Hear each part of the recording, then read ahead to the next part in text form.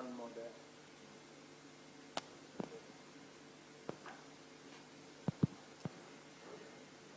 You can use whatever. Hello, Gladys. Thank you, Excellency. Let me thank you for leading all of us to leave NATO, which is not the North Atlantic Treaty Organization, but no action, talk only. And so we are very happy that we've now moved with the KIPES.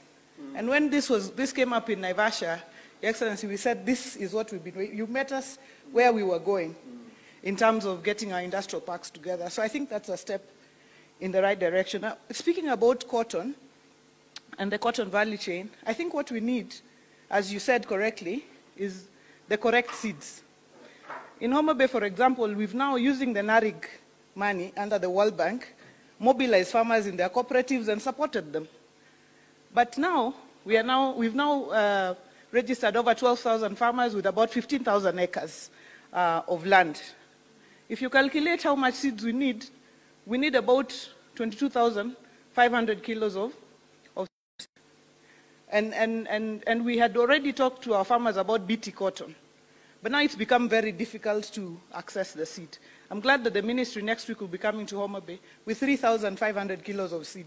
So you can see the gap is still very large. And if you look at the yield, if we had BT cotton, 22,500 tons, we'd be able to produce at least 22,500 tons of cotton at the end of the day and be able to support Rivertex, which only needs 56,000 tons for the year. So the seed question is big. And what we said, Your Excellency, when we met with the minister was, the national government doesn't have to give it all. If we can acquire it, and we have a G2G, so that counties we can also put in, because this is our lifeline as well, so that counties we can also put in money to buy the seeds. But we need to know where to buy the seeds, because you know, if seeds don't grow, it's an impeachment question.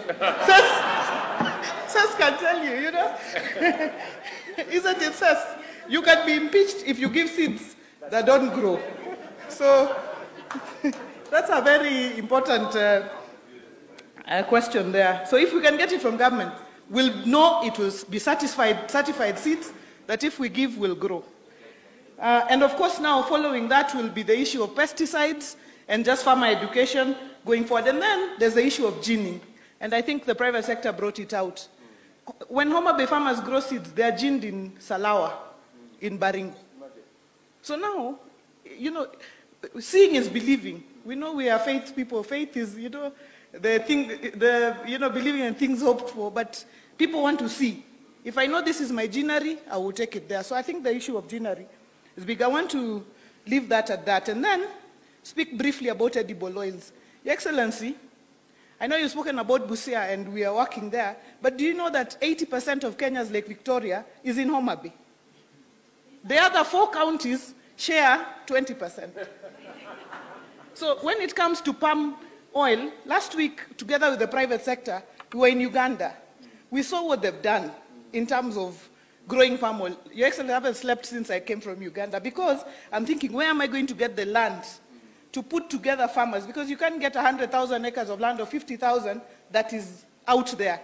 So it's to talk to farmers and to owners of land to ask them how we can come together in cooperatives and grow the palm oil so that we can move. So that is a very, if you saw what happened, if I saw what I saw in Uganda, surely there is no reason at all why the entire lake basin cannot be growing the